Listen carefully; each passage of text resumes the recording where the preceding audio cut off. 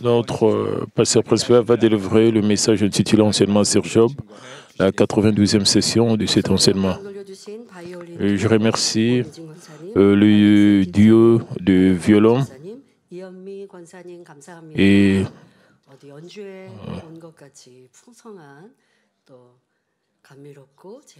c'est comme si nous étions dans un concert. Je remercie le diacre et la grande. Merci pour votre performance joyeuse. Nous avons l'orchestre Nancy.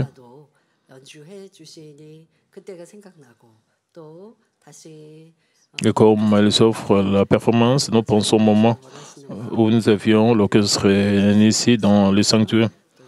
Nous voulons chanter aussi avec l'orchestre. Et merci, nous remercions. Nous le remercions. Frères et sœurs, le chapitre 1 à 31 de Job se sont concentrés sur la façon dont les épreuves sont arrivées à Job, comment il a réagi, comment lui et ses amis se sont disputés. Le dispute houleuse entre Job et trois amis n'ont qu'à fait intensifier leurs ressentiments et n'ont apporté aucune solution à Job.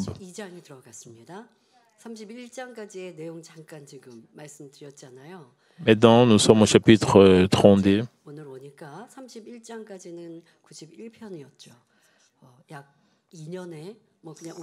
C'est déjà la 92e session. C'est presque une année.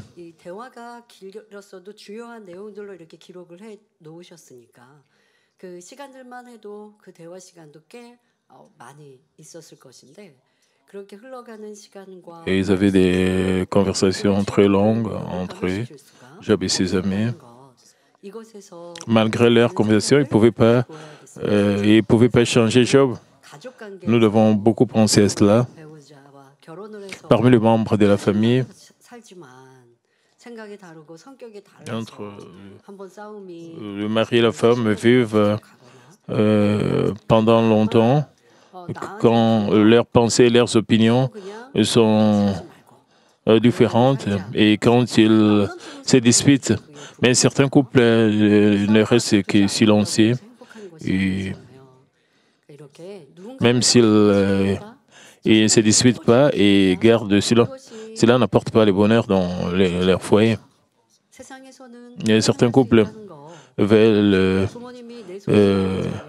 changer l'autre partenaire ou réveiller l'autre partenaire. Même les parents ne peuvent pas changer leurs enfants. C'est pour cela, si vous voulez changer quelque chose, c'est comme notre justice. Nous avons examiné chacune des paroles de Job et de ses amis et avons eu le temps de revenir sur nous-mêmes et de nous découvrir. Nous avons réalisé que contester, disputer n'a aucun sens. Nous avons vu comment les amis condamnaient et maudissaient Job par envie lorsqu'il souffrait. Les amis sont venus et réconforter Job, mais ils ont commencé à pointer du doigt ses fautes, à le réprimander. C'est pour cela qu'ils ont continué à disputer. Avec le passage du temps, le niveau de contamination a augmenté. Quelle était la raison? Parce que ses amis étaient jaloux de Job. Vous devez appliquer cela dans votre vie.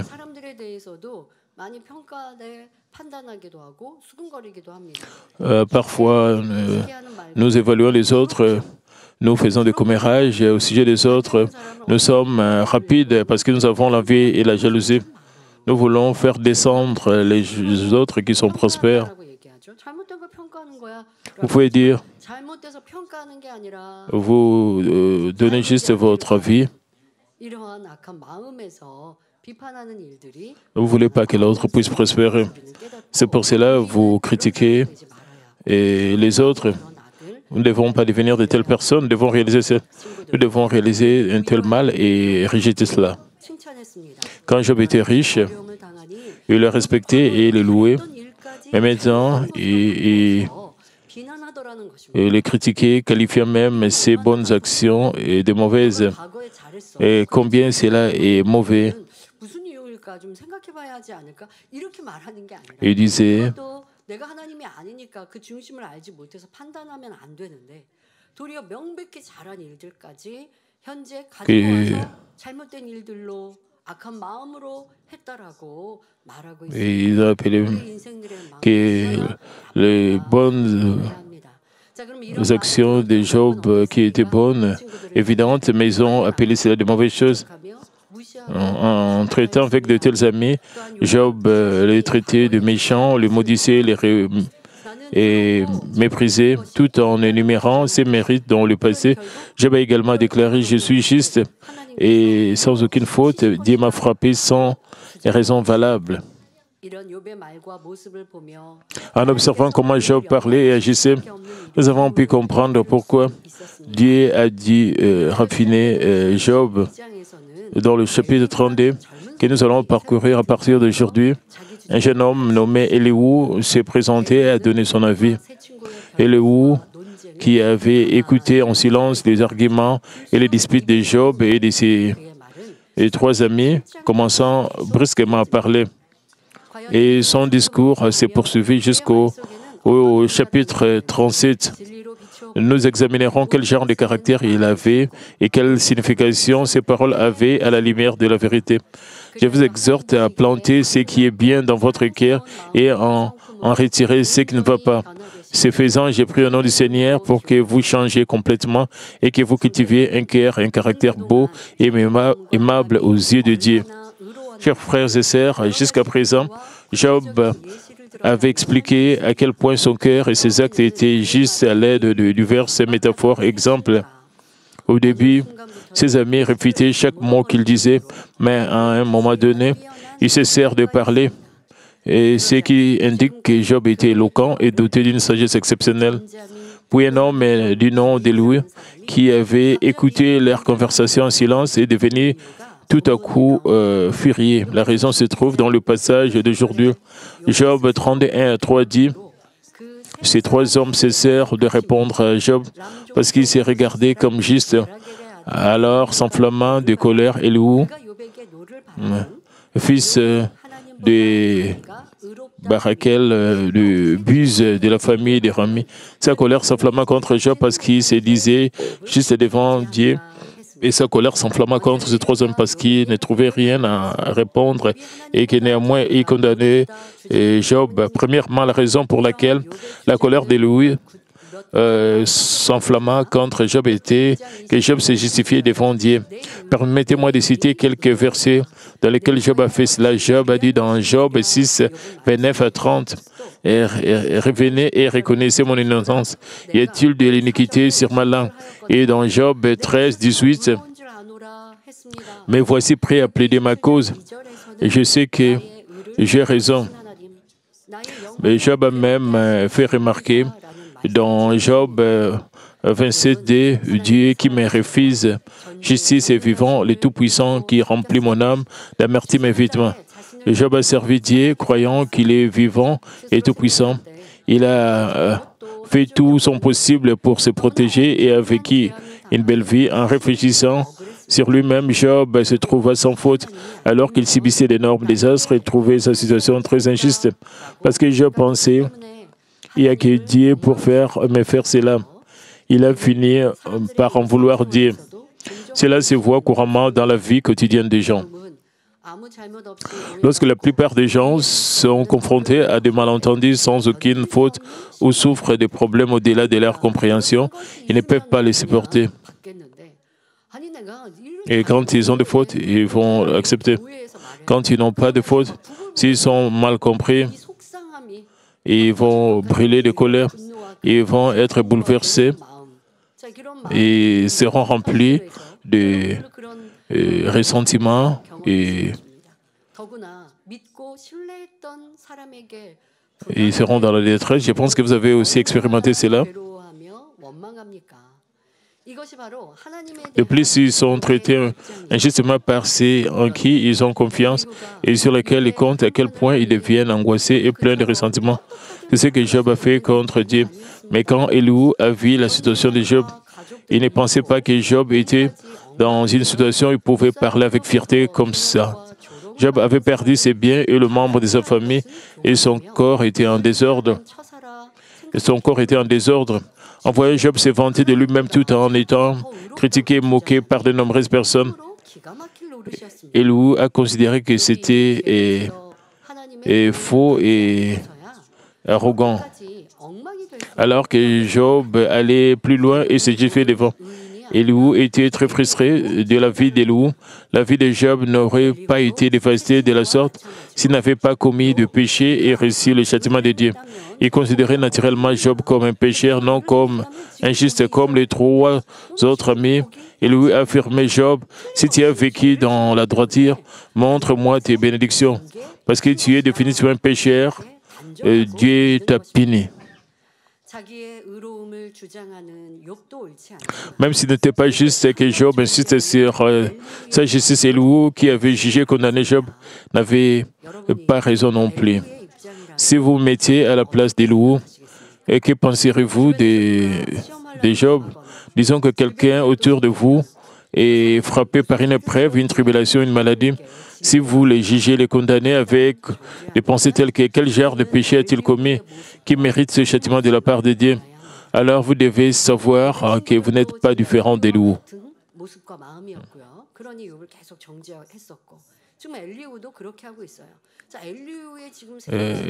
Elihu faisait la même chose. Lui semblait être juste. Parce que Job était dans des tribulations, dans des autres. Mais selon la parole de vérité que nous avons apprise dans des tribulations, et quand quelqu'un est dans des épreuves, c'est parce qu'il n'a pas vécu selon la parole de Dieu. C'est pour cela qu'il a des épreuves. Mais Dieu nous a demandé de ne pas juger selon la parole de vérité que nous avons apprise parce qu'il y a des exceptions. Et bien sûr, Job était dans cette épreuve et il a révélé le mal.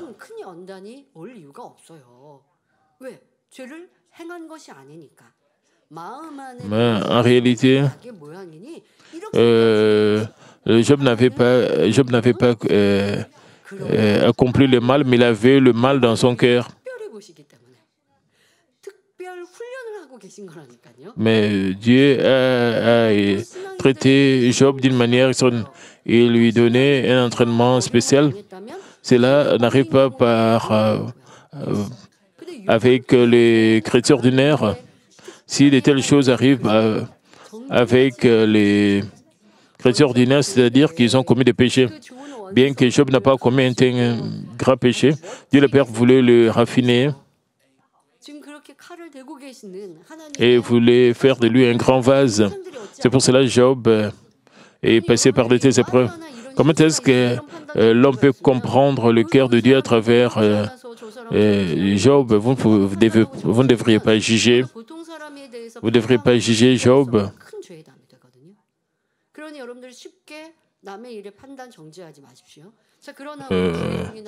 C'est pour cela que nous ne devons pas rapidement juger les autres pasteurs, les ouvriers d'église.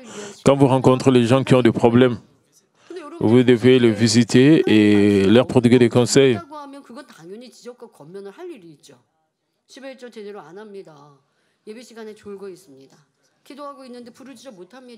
Quand quelqu'un somnole pendant le culte et quand il ne paye pas la dîme, c'est pas bon, c'est pas correct.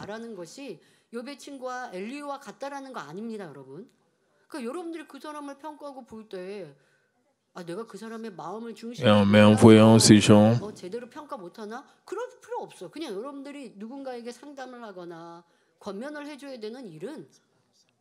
et quand vous demandez quelqu'un, vous voulez prodiguer des conseils,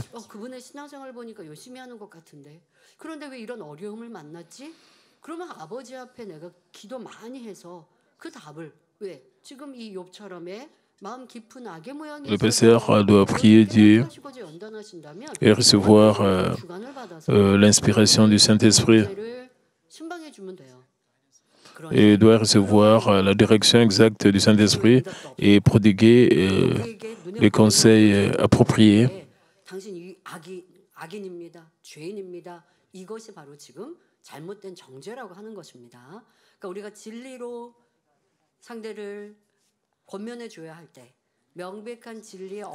nous pouvons prodiguer des conseils selon la vérité.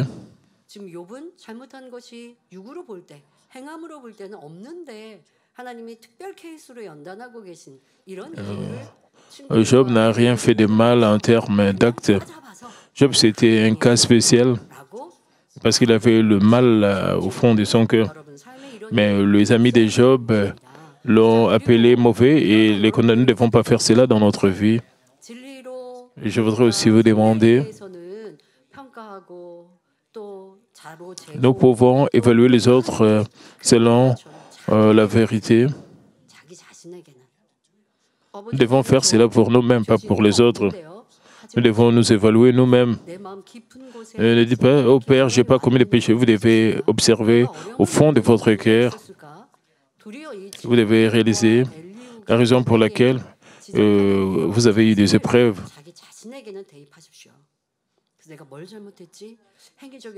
Vous devez vous examiner vous-même et essayer de vous découvrir vous-même.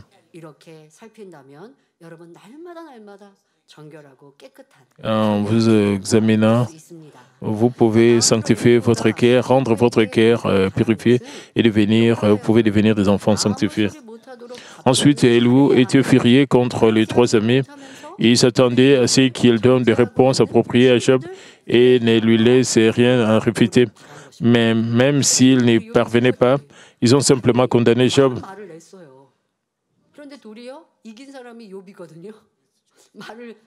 Les amis de Job ont parlé devant Job pendant longtemps, mais ils n'ont pas bâti Job. Job les a bâtis.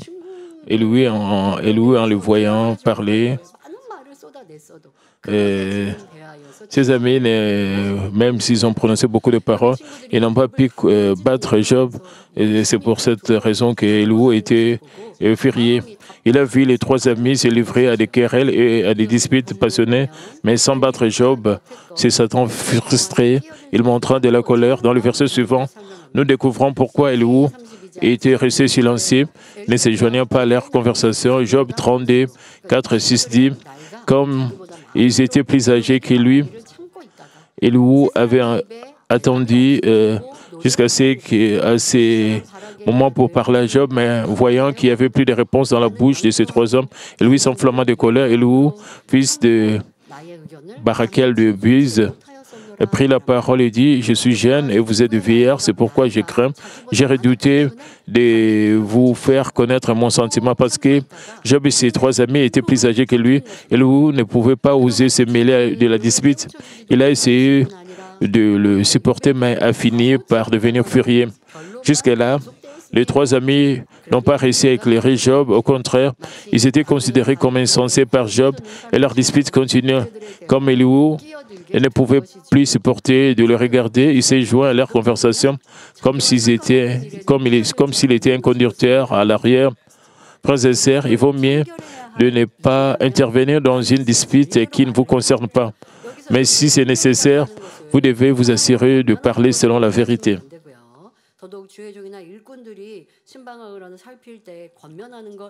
Quand le pasteur vous visitez les âmes, le pasteur doit prodiguer des conseils. Ça, c'est pas intervenir, mais dans la vie, il y a des cas, dans votre lieu de travail, vous voyez les autres collègues ou qui sont en train de travailler, vous essayez de regarder leur travail, vous observez de loin, lorgner au niveau de leurs épaules pour voir ce qu'ils font.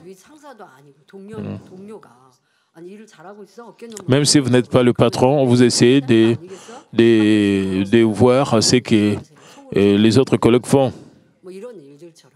Et il va vous dire, occupe-toi de tes affaires. Quand quelqu'un a des problèmes.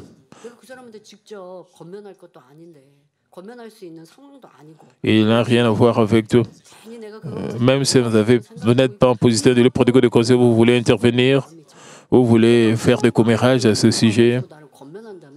Même si vous n'êtes pas proche de cette personne, vous allez vers lui et prodiguer des conseils. Ça, c'est intervenir. Ça, c'est pas l'amour. Vous parlez beaucoup pour rien. Ça, c'est pas bien. Même si vous n'êtes pas proche de cette personne,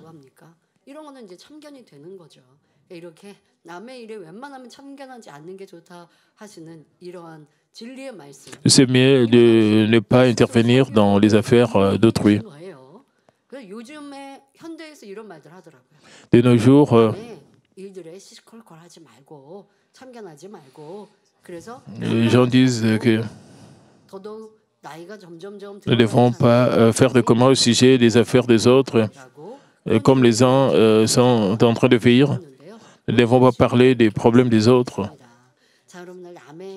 Aussi, la parole de vérité nous enseigne ainsi de ne pas intervenir dans les affaires des autres. Mais quand nous devons intervenir, nous devons parler selon la vérité. Sinon, vous ne pouvez pas leur être d'une quelconque aide, mais vous finirez par vous piéger. Dans le monde, il y a des gens qui interviennent toujours dans les affaires des autres. Ils interfèrent brusquement dans les conversations ou les tâches des autres, même s'ils ne comprennent pas bien leur situation. Ils n'hésitent pas à les réprimander ou à les prévenir. Les enfants de Dieu ne devraient pas faire cela. Au lieu de cela, comme dit dans 1 Timothée 5, 22, n'impose pas les mains à personne avec précipitation et ne participe pas au péché d'autrui. Toi-même, conserve-toi pur. Nous devrons, quand nous entendons parler des erreurs des autres, des fautes des autres, ne vont pas faire de commérages à ce sujet.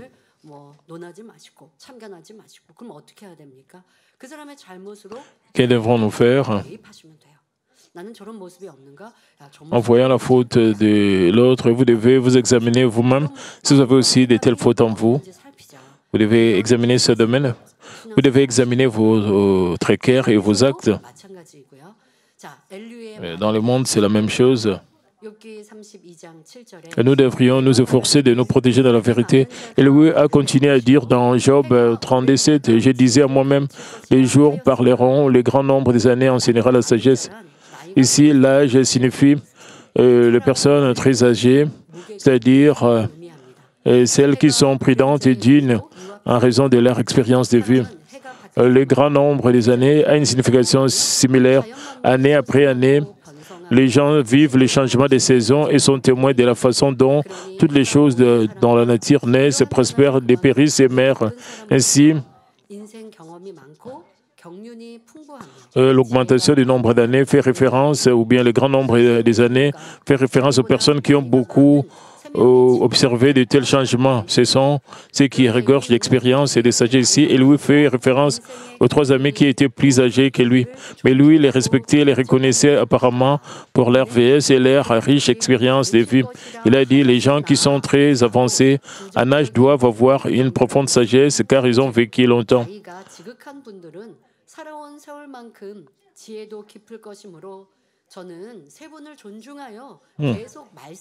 Il a dit, les gens qui sont très avancés doivent avoir une profonde sagesse car ils ont vécu longtemps.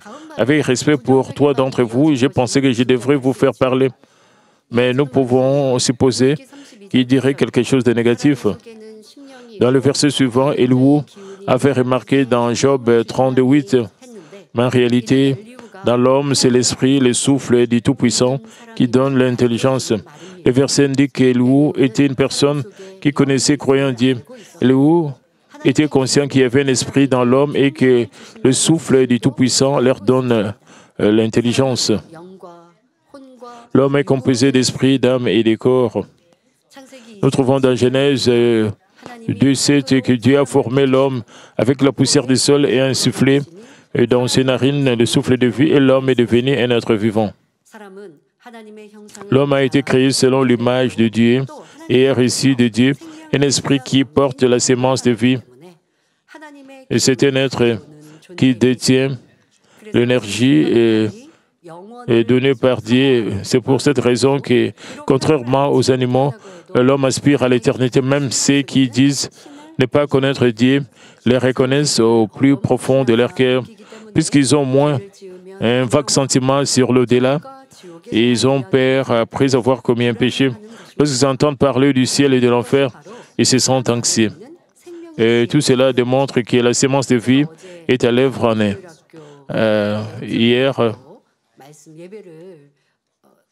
J'étais à l'école biblique des enfants. J'ai prêché là-bas. J'ai lu certains des commentaires des enfants. Certains sont venus à l'église pour la première fois. Et l'un des enfants dit, quand elle a participé à la retraite biblique d'été, elle a senti la chaleur. Et j'étais très contente parce qu'elle avait un peu de bonté dans son cœur, bien qu'elle est venue à l'église pour la première fois. Elle était très contente d'écouter la parole de Dieu, le message. Nous savons qu'en nous, nous avons le souffle de vie. Même les incroyants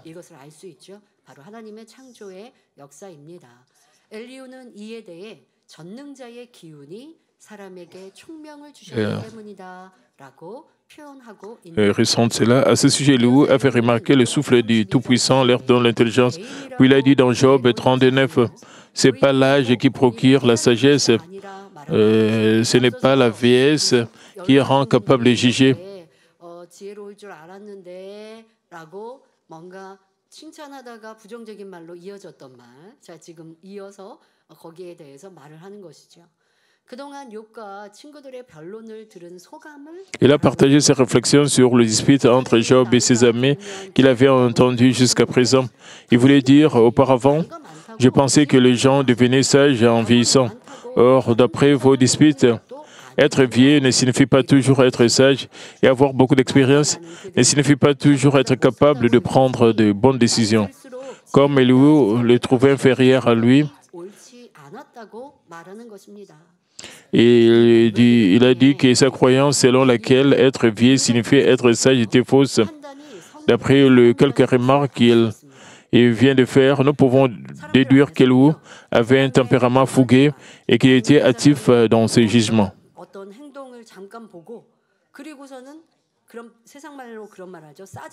Quand certaines personnes voient les actions d'une autre personne et les paroles d'une autre personne et jugent au sujet de toutes choses,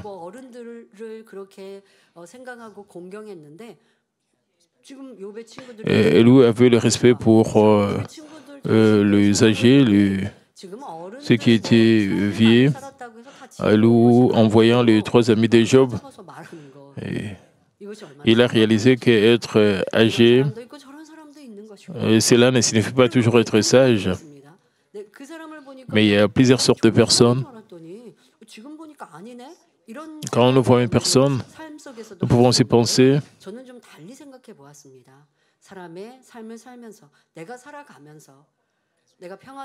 comme nous menons notre vie, quand nous sommes paisibles,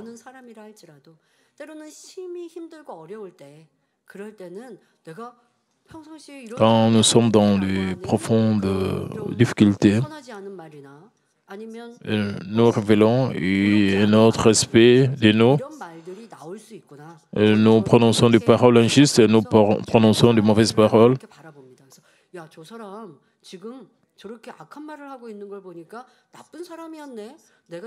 Quand quelqu'un prononce de mauvaises paroles,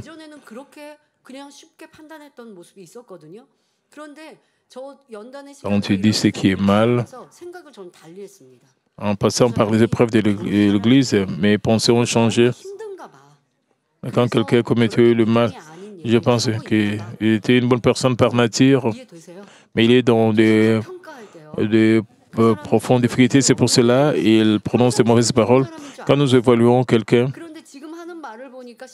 cette personne était bonne. Maintenant, cette personne est en train de prononcer de mauvaises paroles. Nous ne devons pas être déçus. C'est une bonne personne. Vous devez toujours penser que c'est une bonne personne. Mais quand il agit dans le mal,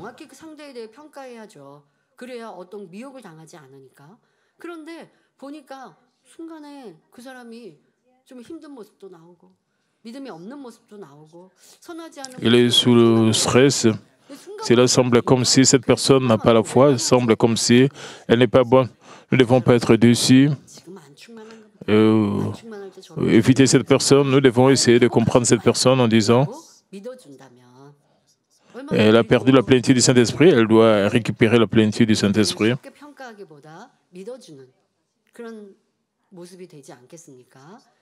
Alors, elle nous fera aussi confiance.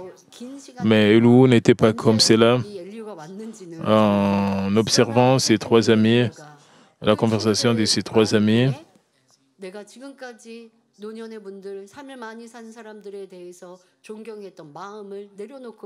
il a dit,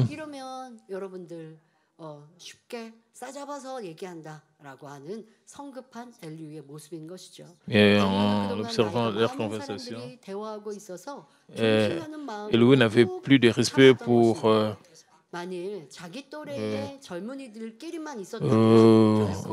les anciens, parce que des personnes plus âgées que lui parlaient, et lui se força à garder le silence pour montrer son respect. S'il s'agissait de jeunes adultes de son âge, il n'aurait jamais gardé le silence. Et quand ils ont commencé à parler,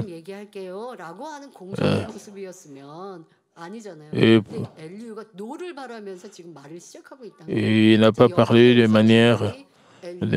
manière impolie, mais il a commencé à parler de manière colérique, basée sur cela. Nous pouvons déduire que Elihu avait un tempérament colérique.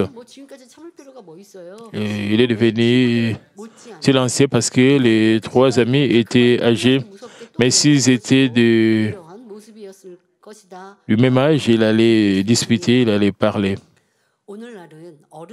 De nos jours, les gens n'ont plus autant de respect pour les personnes âgées, mais c'est le devoir naturel des jeunes hommes.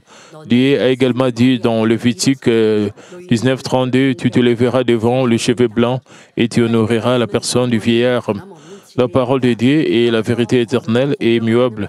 Par conséquent, cette parole qui nous dit d'honorer les personnes âgées est aussi le devoir des hommes que nous devons garder indépendamment du temps. Même si Elihu avait un tempérament fougueux et colérique, parce qu'il avait fondamentalement du respect pour les personnes âgées, il supportait de garder le silence, mais comme il n'en pouvait plus, il s'est mis à proférer des colères, des paroles. Certaines de ces paroles étaient justes, mais d'autres étaient fausses. Une autre chose importante était qu'Elihu devrait prendre conscience de son caractère colérique et de son changement. Les gens disent souvent que le caractère d'une personne ne peut être changé, mais et qu'il n'y a rien d'impossible à dire. Moïse avait un tempérament fougueux avec lequel il assassina un Égyptien maltraitant un compatriote hébreu. Mais au fil des épreuves, il est devenu une personne extrêmement douce. Jean, disciple de Jésus, était surnommé fils du tonnerre en raison de son tempérament fougueux, mais il s'est également transformé en apôtre de l'amour. L'apôtre Paul était également très orgueilleux et colérique. Au fur et à mesure qu'il traversait des épreuves, après avoir rencontré le Seigneur, il se transforma en un apôtre de la puissance, doté de bonté, d'un amour abondant. Puisque Dieu veut que nous imitions son caractère, dans de nombreuses parties de la Bible, il nous a commandé d'être saints, parfaits, patients, doux et miséricordieux. Dieu nous a permis de confirmer que cela n'est impossible par l'intermédiaire de nos pères de la foi. Il a également dit dans Jérémie 32, 27, voici, je suis l'Éternel, les dieux de toute chair. Y a-t-il rien qui soit difficile de ma part? Par conséquent, s'il vous plaît, ne dites pas, c'est impossible pour moi pour cette raison-là. C'est impossible pour lui pour cette raison-là. Et je vous exhorte à compter et à faire confiance à la puissance de Dieu, à cultiver un beau caractère et à voir les autres avec les yeux de la foi. Alors, en observant les autres, nous ne devons pas dire quand est-ce qu'il va changer, quand est-ce qu'elle va changer. Au lieu de cela, nous devons penser et que nous devons dire il va changer ou elle va changer un jour. En faisant confiance en Dieu. Et comme Dieu nous fait confiance, nous devons faire la même chose aux autres. Alors, nous ne serons pas déçus par les autres. Même si quelqu'un a des défauts, nous devons croire qu'il va changer. Et quand il change un peu, et ça serait bien, mais cela peut arriver entre mari et femme. Quand quelqu'un, l'un d'eux a commis une erreur, a dit « Je suis désolé, je vais bien me comporter la prochaine fois ».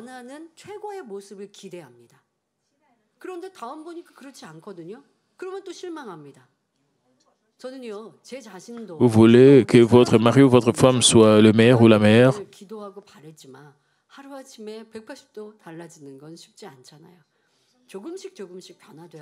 Même si nous voulons nous changer nous-mêmes, nous changeons étape par étape, nous ne devons pas changer complètement.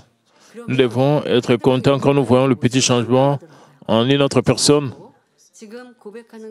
Quand nous voyons des erreurs de l'autre personne pouvant être déçus, nous ne devons pas faire cela.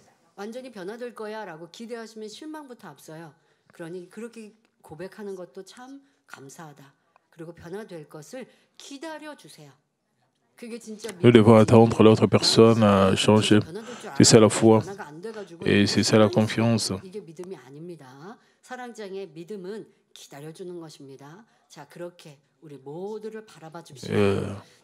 Croire, c'est attendre selon le chapitre de l'amour. Alors pourquoi Elihu a-t-il dit « Ce n'est pas l'âge qui procure la sagesse, ce n'est pas la vieillesse qui rend capable de juger ». Pour Elihu, les amis qui se disputaient avec Job étaient incapables de battre Job malgré leur vieillesse. Et cela révèle le caractère d'Elihu et nous pouvons en déduire que ses pensées n'étaient pas profondes et son cœur n'était pas large. Bien sûr, ce n'est pas parce que vous êtes vieux que vous êtes sage. De la même manière, être jeune ne signifie pas toujours ne pas être sage. En général, les adultes ou les personnes âgées peuvent avoir plus de sagesse et de capacité que les jeunes manquant d'expérience. Mais ce n'est pas toujours le cas. Parfois, nous trouvons des jeunes étudiants ou des jeunes qui sont plus sages et plus prévenants que les adultes, surtout dans la foi. Lorsque même les petits-enfants aiment et craignent Dieu, ils peuvent obtenir la sagesse de Dieu et leurs capacités peuvent surpasser celles des adultes. Par exemple, en tant que jeune berger, David était plus sage que le roi et ses serviteurs, et sa foi était suffisamment grande pour renverser l'homme géant Goliath. Bien qu'il fût un jeune berger, il réussit une sagesse exceptionnelle en aimant et en craignant Dieu et en exerçant d'énormes capacités. Quant à Joseph, même s'il a été vendu comme esclave dans un autre pays à l'âge de 17 ans, avec la sagesse et l'intelligence que Dieu lui a donnée, il a été aimé et reconnu par son maître et a accédé à une position proche de celle du roi. Très jeune, Daniel fut également fait prisonnier, mais en raison de sa sagesse et de son intelligence exceptionnelle, il est resté Premier ministre, même pendant que le pays passait plusieurs fois à un autre royaume. Il n'est donc pas vrai que les adultes sont toujours plus sages que les jeunes hommes. Une autre chose à laquelle nous devons penser est à mesure que les gens vieillissent, ils entrent en contact avec des coutumes plus laïques, ce qui signifie qu'ils ont plus de mal à nez que lorsqu'ils étaient jeunes. Et comme on dit qu'il faut être à la hauteur de son âge, pour qu'une personne soit reconnue comme adulte, il faut qu'elle ait des qualités adaptées à son âge et qu'elle fasse preuve de maturité. Les adultes, vous devez garder cela à l'esprit. De nos jours, les adultes, ils essaient d'enseigner les jeunes gens. Les gens ne s'aiment pas cela. Même si les adultes donnent prodiguent de bons conseils, les jeunes gens n'aiment pas cela.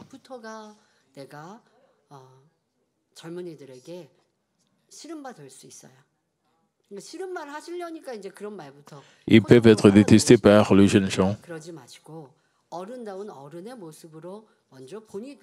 Les jeunes adultes, vous ne devez pas faire cela. Les adultes doivent montrer un très bon exemple et quand ils enseignent les plus jeunes, ils doivent être dignes et montrer beaucoup de respect. Et cela va aider quand ils vont prodiguer des conseils, les autres vont suivre. Dans ses relations avec les autres également, il doit avoir Il doit agir d'une manière qui convient à son âge et à sa position, faire preuve des manières sophistiquées, des considérations et des jugements vite. Mais c'est seulement alors qu'il pourra gagner le respect. Il en est de même chez notre Seigneur. Plus nous vivons longtemps en tant que chrétiens, plus nous devons imiter le cœur de notre Seigneur. Même si notre Seigneur a été exalté en tant que Fils de Dieu, il n'est pas venu sur cette terre pour être servi, mais plutôt pour servir. Par conséquent, à mesure que vous vivez plus longtemps en tant que chrétien, à mesure que vous accédez au poste de pasteur, ancien ou de grand diaconesse, vous devez faire plus d'efforts pour vivre dans la parole. Ce faisant, vous devez vous humilier, vous sacrifier, servir les autres. Et quand vous devenez leader de l'Église, vous devez servir les autres. Si vous voulez être servi, si vous voulez que les autres puissent vous servir et vous obéir, cela n'est pas acceptable ici dans l'Église Mamine. Vous voulez être servi. Si vous faites beaucoup de demandes, si vous attendez que les gens vous servent, ça c'est de l'égoïsme. Vous voulez être servi.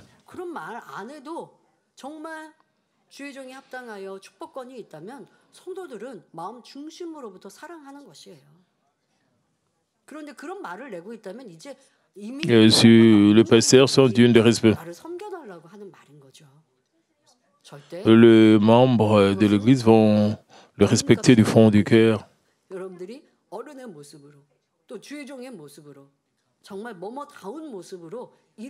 Vous devez être digne de respect en tant que pasteur ou adulte. C'est ça qui est plus important. Et premièrement, en devenant leader, en étant leader dans la vie chrétienne, vous devez servir les autres plus, prendre soin des autres plus. Quand je suis allé à l'école biblique d'été des enfants, même les adultes ont envoyé des dons aux enfants de l'école du dimanche et ils prennent soin de cela.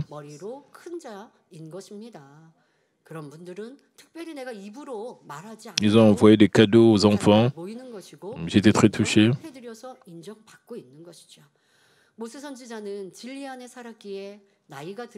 Parce que le prophète Moïse a vécu dans la vérité. Il est devenu plus sage en vieillissant, même à 120 ans. Et son œil n'était pas terni et sa vigueur ne diminuait pas. Et comme on le voit, celui qui vit pleinement dans la parole n'est pas infiltré par une maladie. En vieillissant, il devient plus sage en bonne santé. Ensuite, Dieu le considérerait comme si précieux et il gagnerait un grand amour, un grand respect de la part des autres. Par conséquent, nous devons garder à l'esprit que même si nous avons besoin d'expérience dans la vie, la vraie sagesse et la vraie force viennent uniquement de la crainte du Seigneur. Les adultes ne devraient pas insister parce que je suis plus âgé que toi.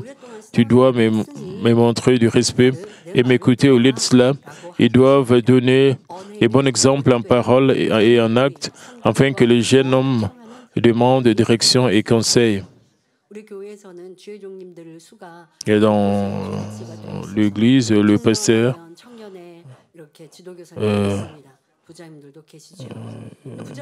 sont dans toutes les générations. Il y a des pasteurs pour tous les âges, pour les enfants. Il y a aussi des directeurs financiers. Et quelqu'un est désigné comme directeur financier. Il est reconnu dans la société. Il aide aussi financièrement les membres. Il peut aussi prodiguer des conseils aux membres.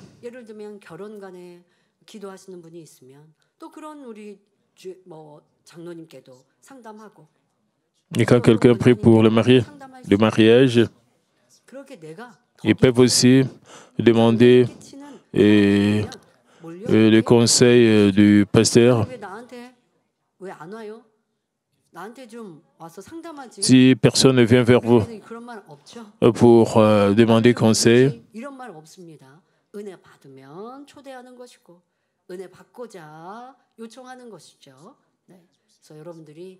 si quelqu'un réussit la grâce de votre part, quelqu'un va vous inviter, vous devez d'abord dégager l'arôme de Christ, montrer un très bon exemple, porter des fruits, alors les gens vont vous consulter. Les gens vous appellent parce qu'ils veulent recevoir la grâce. Juste comme les abeilles viennent tout autour d'une fleur. Et quand le patron essaie de comprendre ses employés, quand il est généré, alors le patron sera respecté. Il peut même partager l'évangile avec les autres. Et lui a dit dans le verset suivant, Job 32, 10 à 12, voilà pourquoi j'ai dit, écoute, moi aussi j'exposerai ma pensée, j'ai attendu la fin de vos discours, j'ai suivi vos raisonnements, votre examen des paroles de Job. Je vous ai donné toute mon attention et voici aucun de vous ne l'a convaincu, aucun n'a réfuté ces paroles. Le verset implique qu'Élihu avait entendu une occasion, pendant longtemps une occasion de parler. Comme Élihu était plus jeune que Job et ses trois amis, il ne pouvait pas oser se mêler à leur dispute. Finalement, alors que les trois amis se taisaient, il s'avança exprimant son opinion et il a dit « J'ai suivi vos raisonnements pendant que vous réfléchissiez à ce que vous alliez dire. » En d'autres termes, il disait « J'ai prêté attention à vous pendant que vous cherchiez des paroles sages et que vous discutiez. » Il a poursuivi en disant « Et je vous ai donné toute mon attention. » Et voici, aucun de vous ne l'a convaincu, aucun n'a réfuté ces paroles. Ici, il voulait dire, en écoutant attentivement vos conversations, personne parmi vous n'a réfuté et a bâti Job. Et lui a affirmé que comme aucun d'entre eux n'avait bâti Job, il n'avait d'autre choix que d'intervenir. Et la leçon spirituelle que nous devons tirer de là est que lorsque les gens parlent, nous devons être courtois et discerner s'il est temps d'intervenir ou non. Élihu attendait parce qu'il avait le respect pour ceux qui étaient plus âgés que lui. Cela est aussi digne. Vous devez discerner quand parler ou quand intervenir. Cela signifie que vous devez être courtois. Nous ne devrions pas dire ce qui sort de notre bouche. Nous ne devrions pas non plus écouter et délivrer ce que les gens disent. Souvent, nous entendons les gens du monde dire « J'ai dit ce que je vais dire, occupe-toi de tes oignons. » Mais il y a des bonnes et de mauvaises paroles. Il y a des paroles bien à dire et des paroles qui ne sont pas bonnes à dire. Et de plus, nous ne devrions pas utiliser nos mains et nos pieds à notre guise. Nous devons nous abstenir de voir partout où vont nos yeux. De nos jours, ici en Corée, c'est la démocratie.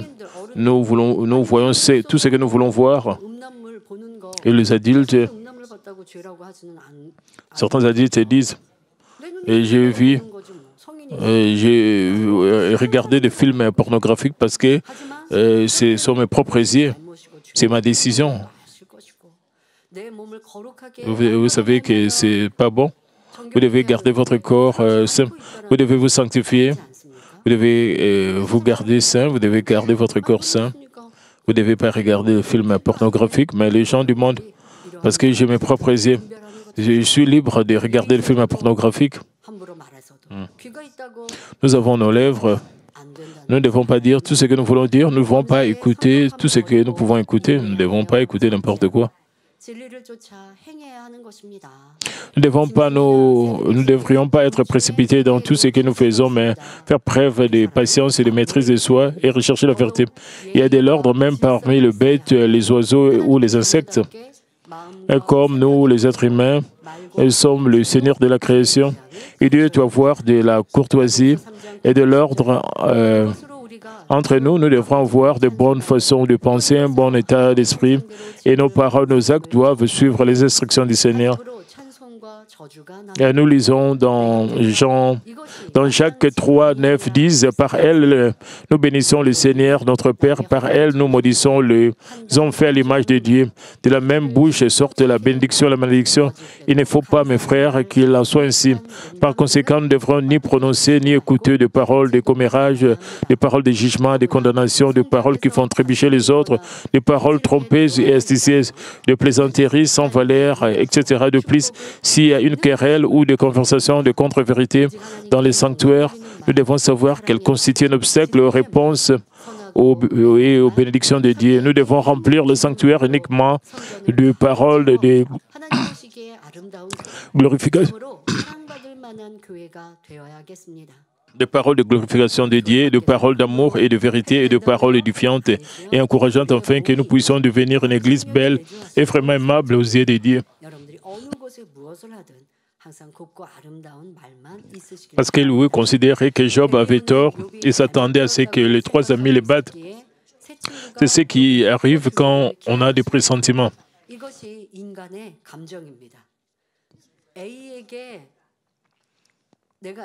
Parce qu'ils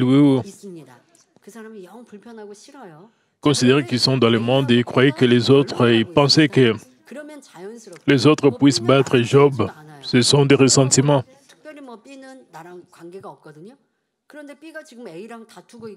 Disons que vous avez de la rancune contre un frère. Si vous le trouvez en train de se disputer avec une sœur, vous prenez le parti de la sœur. Si vous avez de tels ressentiments, vous vous fâchez lorsque les choses vont à l'encontre de votre intérêt et vous désobéissez lorsque les choses ne correspondent pas à vos pensées.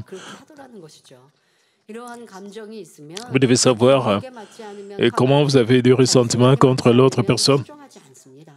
Vous vous mettez en colère quand les choses vous fâchez lorsque les choses vont à l'encontre de votre intérêt. Vous désobéissez lorsque les choses ne correspondent pas à vos pensées.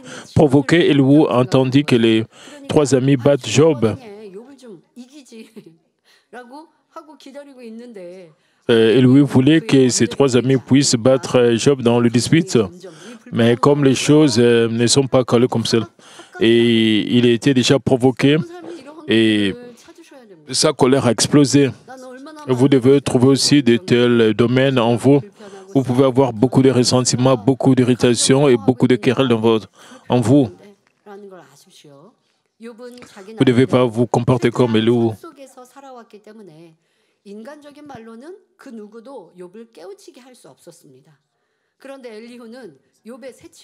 Donc, mais comme les choses ne se passaient pas comme il le souhaitait, il était en colère parce que Job avait fait de son mieux pour rechercher le bien. Aucune parole humaine ne pouvait le réveiller. À propos, Elihu a dit aux trois amis dans Job 32, 13, « Ne dites pas cependant, en lui nous avons trouvé la sagesse, ce Dieu qui peut faire les confondre, ce n'est pas un homme. »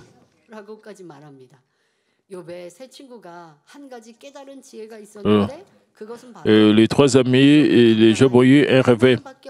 Et c'est seulement Dieu qui pouvait confondre Job. Mais ce jeune homme leur dit, ne tirez pas une telle conclusion, ce n'est pas de la sagesse.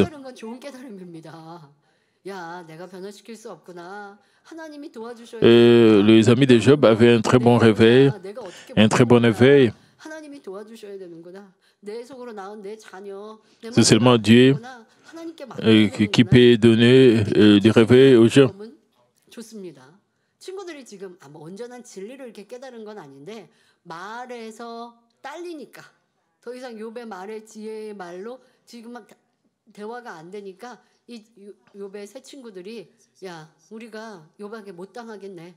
Et puisque ses amis ne pouvaient pas battre Job dans leur dispute, ils ont dit c'est seulement Dieu qui peut les confondre. Et Elihu, en tant que tiers, Elihu a écouté les paroles de Job et de ses amis et les a discernées par lui-même. Pour lui, les trois amis étaient plus convenables que Job. Pour cette raison, Elihu était profondément frustré par ses trois amis et puisqu'ils n'ont pas battu Job dans leur dispute, et il s'est hardiment engagé. 이런 지금 엘리후의 답답한 심정입니다. 엘리후 역시 욥에게 깨우침을 줄 수는 Mais Elihu ne pouvait pas non plus lui donner un réveil. 새 친구와 마찬가지로 Comme ses trois amis, Elihu n'avait pas plus d'amour et de vertu que Job. Il n'avait pas non plus de bonté ni de connaissances inégalées. Selon notre bon sens, Elihu n'était pas à la hauteur de Job. Alors comment aurait-il pu enseigner à Job? Car Dieu avait plus de bonté que Job. En fin de compte, Dieu a donné à Job un réveil et la force de changer. Frères et sœurs, si vous devez enseigner et éveiller quelqu'un, votre bonté, votre justice doivent être meilleures que les siennes. Si votre enfant s'est égaré et sur le mauvais chemin, vous devez découvrir et corriger le domaine dans lequel vous n'avez pas donné le bon exemple en tant que parent avant de le réprimander. Comme nous le voyons dans 1 Corinthiens 7, 14, lorsque les parents sont saints, leurs enfants sont saints. Quand les parents sont impurs, les enfants le sont aussi. Lorsque les parents donnent le bon exemple en agissant dans la vérité, en marchant dans la lumière, les ténèbres s'éloignent de la famille et les enfants les suivent également. Il en va de même pour les relations entre un pasteur et son troupeau et entre un patron et ses subordonnés. Lorsque le leader réprimande ses membres tout en donnant le bon exemple et les suit par respect, c'est pareil lorsqu'une personne conseille son ami. Lorsque nous sentons que celui qui enseigne a plus de bonté et d'amour, nous pouvons nous émouvoir et nous changer nous-mêmes. Notre Seigneur nous a renouvelés et transformés parce qu'il a la bonté, l'amour et la vérité elle-même. Par conséquent, nous ne devrions pas nous soucier de qui est plus âgé ou qui occupe un poste plus élevé dans nos familles, nos lieux de travail, nos écoles. Après avoir d'abord accepté le Seigneur, nous devons répandre la lumière spirituelle et chasser les ténèbres. Et je vous disais plutôt que les parents doivent donner le bon exemple à leurs enfants. Et cela signifie-t-il que si les parents ne donnent pas le bon exemple, leurs enfants peuvent leur en vouloir et continuer à s'égarer? Alors que les enfants s'efforcent de vivre dans la lumière et de prier pour leurs parents, à un moment donné, Dieu touchera le cœur des parents et les changera. Jésus a dit dans Matthieu 5, 14, « Vous êtes la lumière du monde. » Et 2 Corinthiens 2, 15 nous dit, « Nous sommes en effet pour Dieu la bonne odeur de Christ parmi ceux qui sont sauvés et parmi ceux qui périssent. » Par conséquent, je vous exhorte à faire plus d'efforts pour garder et respecter la parole de Dieu afin que vous puissiez répandre la lumière et l'arôme de Christ dans votre famille, sur votre lieu de travail et partout où vous êtes et rendre gloire à Dieu. Je vais conclure le message.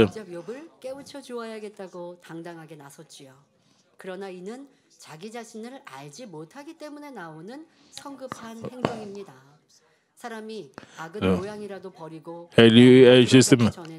Donc, aujourd'hui, nous avons vu un homme Éloué se présenter avant d'examiner sérieusement. Il trouvait les amis frustrants car il n'avait pas réussi à réveiller Job. Alors, il est intervenu avec audace pour donner directement un réveil à Job comme il ne se connaissait pas et s'est empressé à agir. Avant que les hommes ne se débarrassent de toute forme de mal et n'accomplissent la sanctification, ils ne peuvent pas se regarder exactement, encore moins regarder les autres ainsi. Ils insistent sur leur attitude moralisatrice et leur cadre. Ils sont souvent obstinés, critiques. Jésus a dit dans Matthieu 5, 7, « Hypocrite, ôte premièrement la poutre de ton œil, alors tu verras comment ôter la paille de l'œil de ton frère. » Même si nous avons du mal, si nous pointons du doigt les défauts des autres, c'est une chose tellement honteuse. Et si nous avons envie de pointer du doigt les défauts des autres et ne supportons pas de garder le silence, si nous nous sentons mal à l'aise lorsque nos conseils ne sont pas acceptés, cela signifie que nous avons un grand mal en nous. Nous avons beaucoup de mal à découvrir, et comme le mépris des autres, l'attitude moisatrice, le manque d'amour, etc. Les gens ordinairement ont cela, ils veulent prodiguer des conseils. Ils ne peuvent pas supporter cela. Ils sont anxieux à prodiguer des conseils. Ils veulent pointer du doigt les erreurs ou les fautes des autres. Ils pensent qu'ils sont qualifiés de prodiguer des conseils aux autres. Quand ils ne donnent pas des conseils, Puisqu'ils ont le mal, ils méprisent les autres, ils veulent enseigner les autres. Et ils pensent qu'ils sont meilleurs que les autres. Ils manquent d'amour.